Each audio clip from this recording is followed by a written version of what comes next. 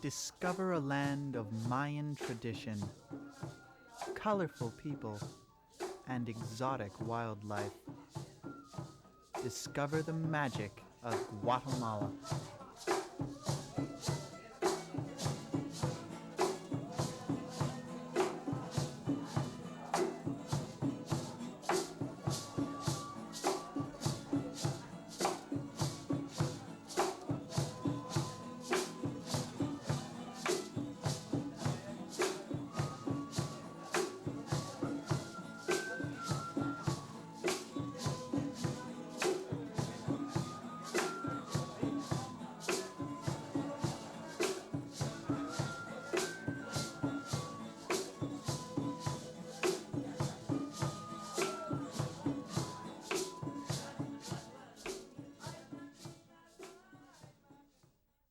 Guatemala is located in Central America and shares borders with Mexico, El Salvador, Honduras, and Belize.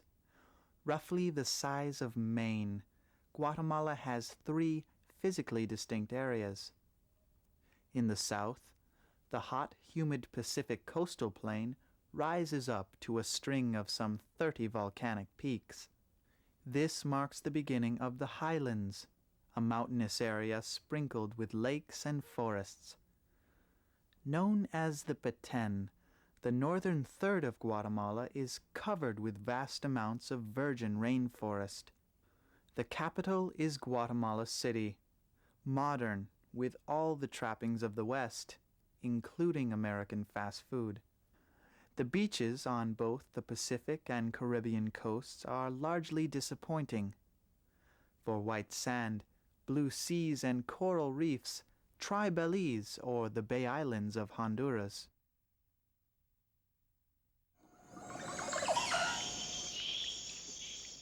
Like the Taj Mahal and Egypt's pyramids, the Mayan ruins of Tikal are one of the world's great travel destinations. Commanding temples tower above dense jungle teeming with life. Tikal is truly enchanting. Much of what we see today, including the Great Plaza, was built around the time of Christ. In its prime, the population approached 100,000 and formed the heart of the Mayan Empire. Although it was defeated in battle at least once by another Mayan city, it remains unclear why Tikal was abandoned in 900 AD. Climbing the pyramids not only inspires thoughts of the Mayan culture, but allows excellent viewing of birds and animals. Most jungle trips are frustrating in that you can hear the wildlife above you but can rarely see it. Here you can climb right up to the jungle canopy and see monkeys, toucans, parrots, and a host of other species.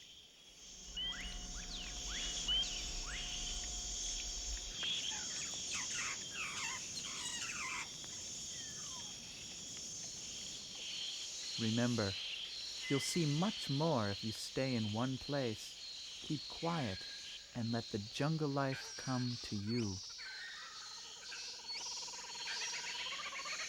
Look for areas where the ground is covered with rotting fruit. It's a good sign that hungry birds and monkeys frequent the trees above. Most visitors tour the huge complex in a day. However, the midday heat prohibits much activity in animals as well as people.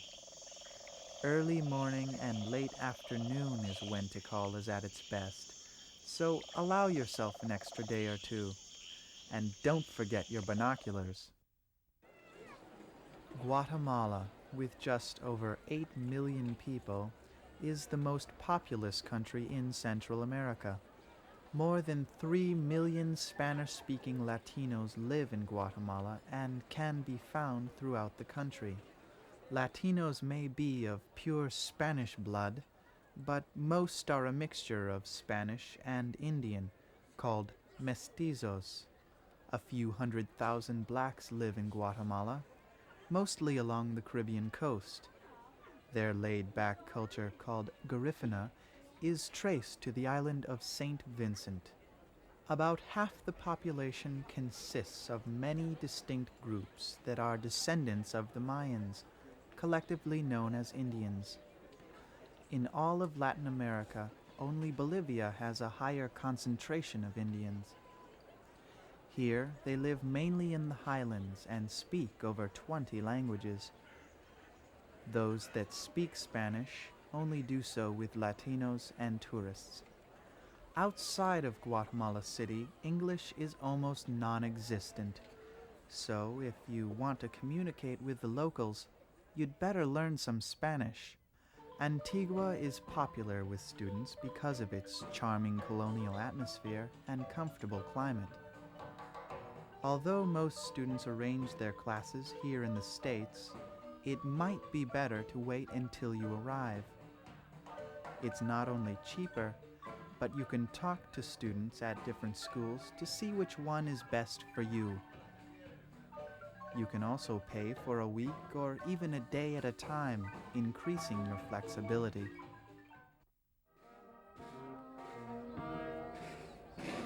Easter week is a great time to go to Guatemala. Called Semana Santa, it's celebrated so extravagantly in Antigua that you might want to plan your trip around it. Throughout the week, a series of processions take place, culminating on Good Friday. Residents stay up Thursday night, creating elaborate carpets of colored sawdust and flowers. The carpets are sponsored by local language schools and businesses, each trying to outdo the other.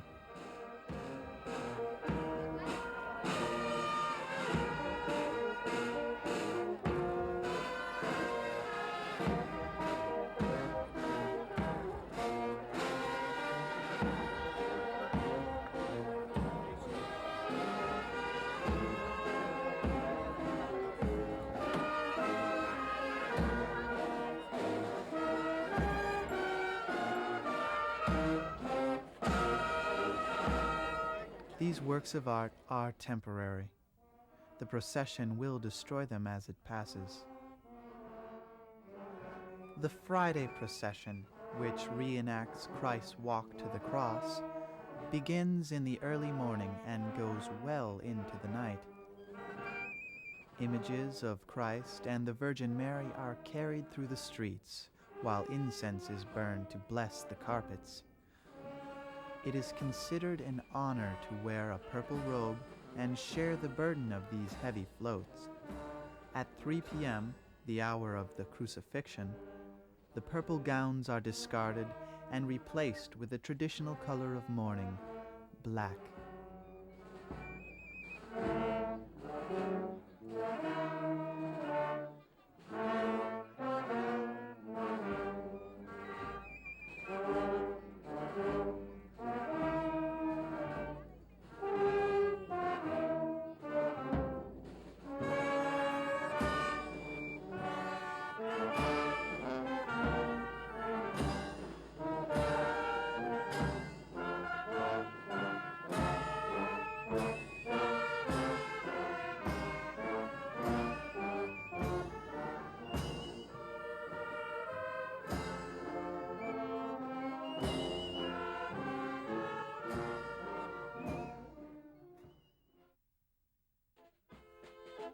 A more casual and lively Semana Santa is held in Santiago Atitlan.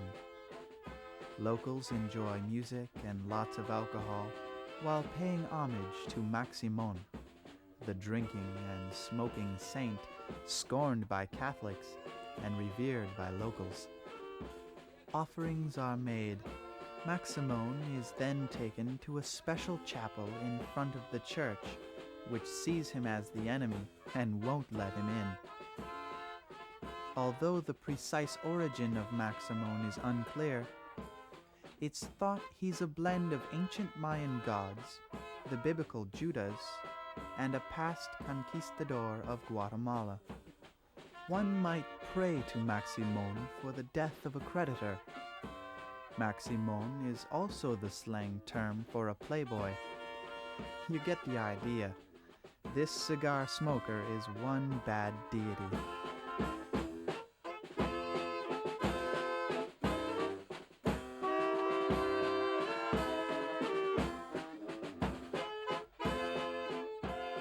Like the celebration in Antigua, the big day is Good Friday.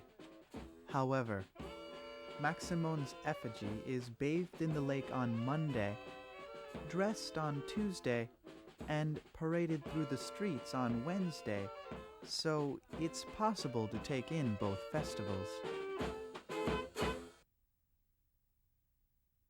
The rainy season lasts from May to October and usually means clear mornings with rain in the afternoon. The dry season is November through April.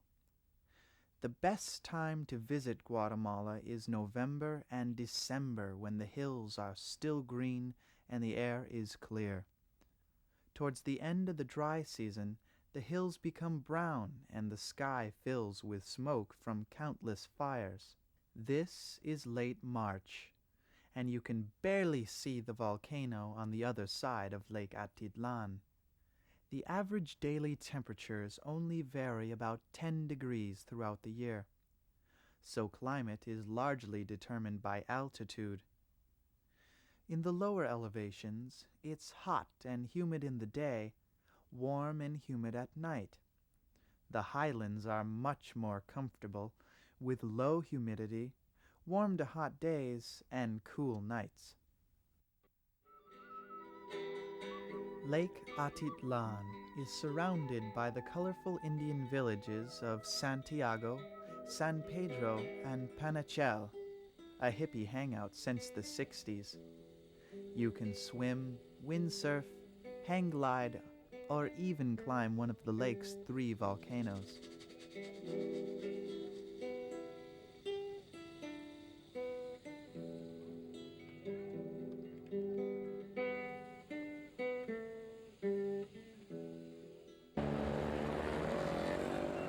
The main form of transportation in the country is the bus.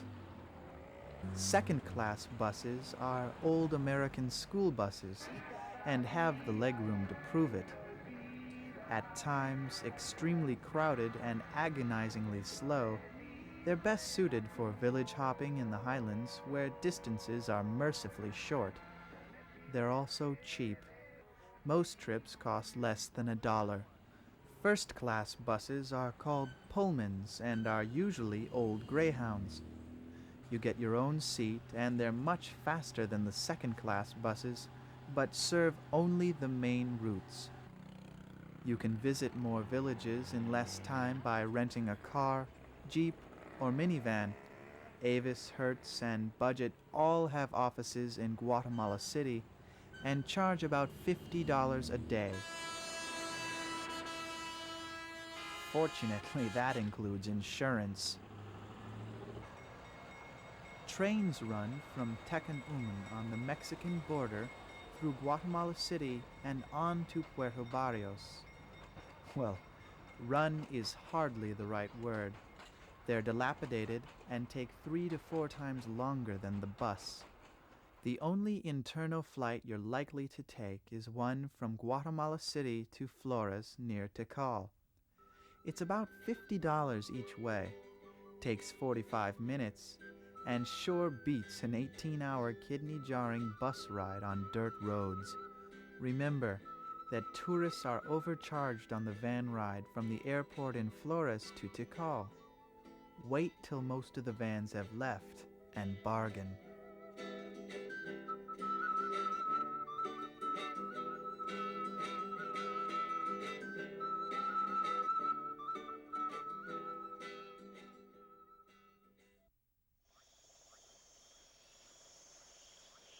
You can easily climb one of Guatemala's 33 volcanoes.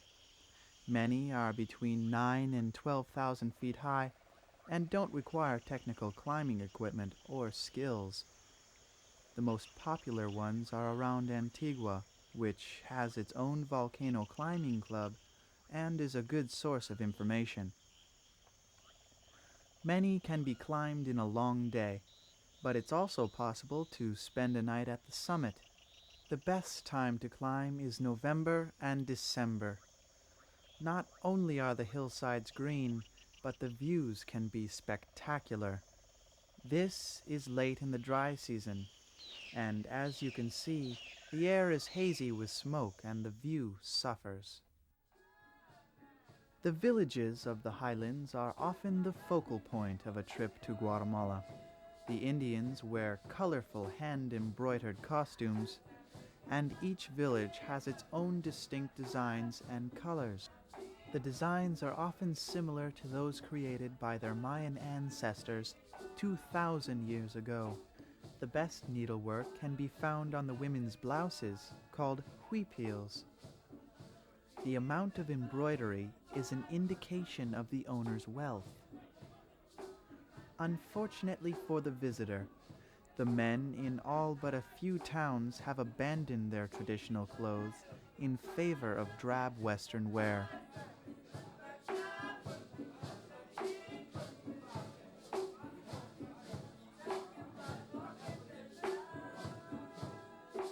Most villages have Indian and Latino people. However, the further you get from the larger cities, the more predominantly Indian they become. They're not only more interesting, but have fewer tourists as well. So try to endure that extra bus ride. You won't be disappointed.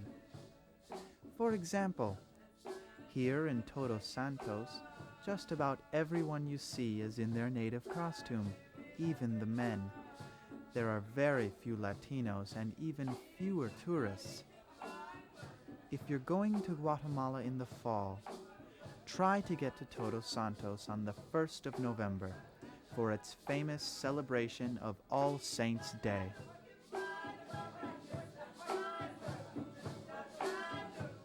Since the time of the Spanish conquest, these Indians have been persecuted, enslaved, and murdered. However, in 1992, an Indian leader named Rigoberta Menchú won the Nobel Peace Prize. This pressured the Guatemalan government to end Central America's last remaining and longest-running civil war. A 30-year war that caused more than 100,000 Indian deaths and forced an equal number into exile in Mexico. In January 1993, Menchú's efforts brought the first refugees home amidst a ceasefire with plans for a peace accord.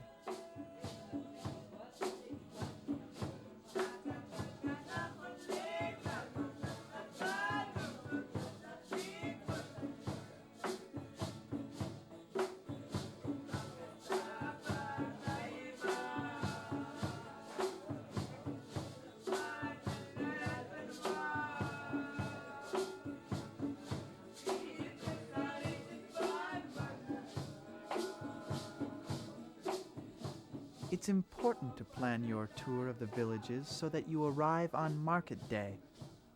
This is when the towns swell with residents from the surrounding villages dressed up in their finest costumes. Most business and socializing is done on market day.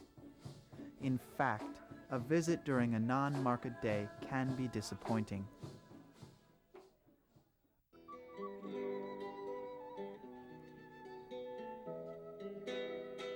Relax in the hot springs at Fuentes Georginas, nestled in the mountains above the village of Zunil. Separate bungalows include a fireplace and private hot tub.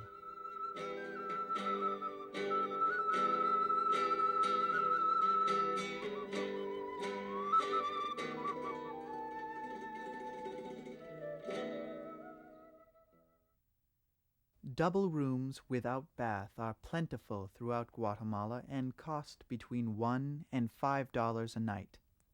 Add a dollar or two for a private bathroom. Hotels in the $10 to $25 range are much more comfortable, but are found only in large cities and those villages frequented by tourists. The best hotels charge between $40 and $100, but are located mainly in Guatemala City and Antigua. Hotel rates are per room, not per person. While the rooms themselves don't vary tremendously, the hotel's gardens and patios do. Because of the climate, you'll be spending a lot of time outside your room, so consider this when choosing a place to stay. It's a good idea to have reservations during Semana Santa, especially in Antigua. Also on market days in Chichicastenango and in Tikal during the dry season.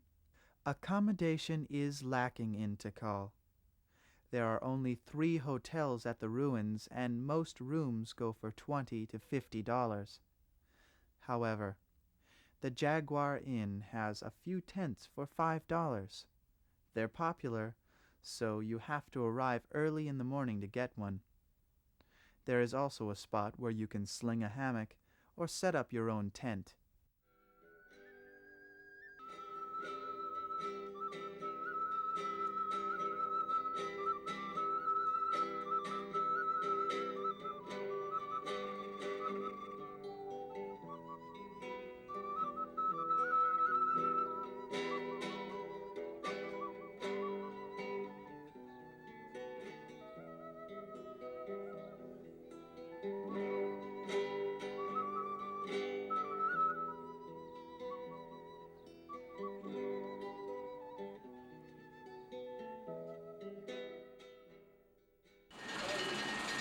Corn is an important part of the Guatemalan diet. In the morning, women carry sacks to the mill to be ground for the day's tortillas. The main source of protein is beans, which are served with tortillas at every meal. Eggs are usually added to the equation for breakfast. Lunch and dinner will include chicken or beef. The big meal is lunch, when restaurants offer a 3-course meal for $1 or $2. Street vendors often have good food, including homemade tamales, avocado tacos, and barbecued meats. You can find other prepared foods in local markets, as well as plenty of fruits and vegetables.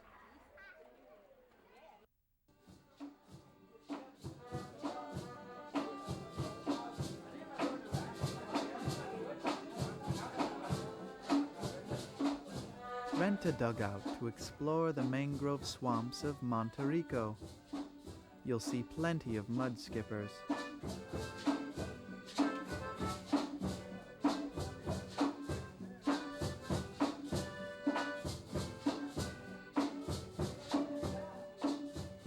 You'll also see a variety of local and migrating birds, including the white heron.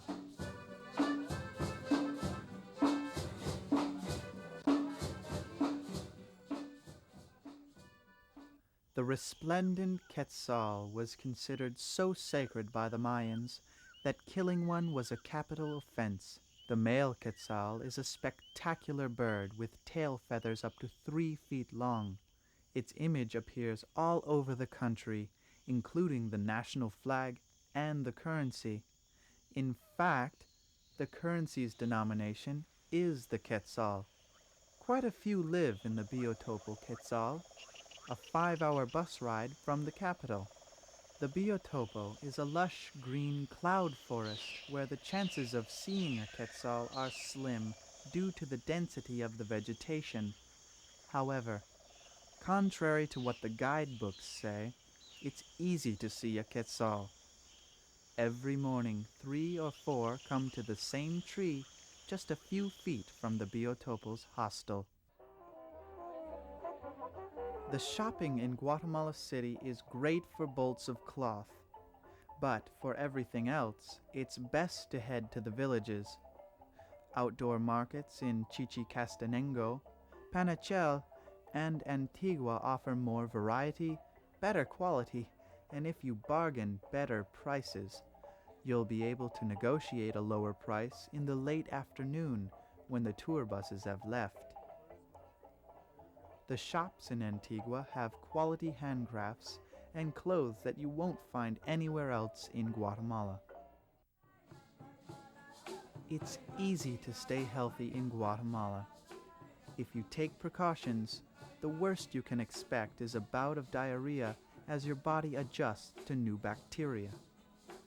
No inoculations are required for Guatemala, but some shots are highly recommended, as are malaria pills for the lowlands. Check with a doctor or clinic familiar with tropical medicine. Guatemala remains a safe place to visit, but remember that traveling to any foreign country entails a certain amount of risk. Although theft is uncommon in most of the country, travelers should be careful in Caribbean towns and beaches, especially at night. Most volcanoes are safe to climb. The one to avoid, however, is Pacaya, due to occasional reports of assault. Make sure you do some research by reading U.S. State Department warnings and talking to other travelers. Guatemala is also one of the cheapest countries to travel in. For those on a budget, food, lodging, and bus fare can cost as little as $100 a week. If you'll be staying in nicer hotels and renting a car, figure $200 to $400 a week. A good guidebook will provide specific prices and detailed information on traveling in Guatemala. The Real Guide to Guatemala and Belize is interesting and full of useful information.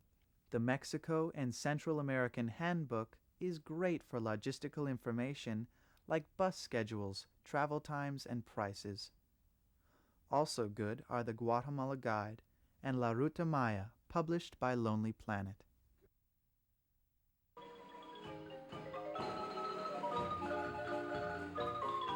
So come discover this colorful land. Come eat a mango and hear the marimba. Come share the magic of Guatemala.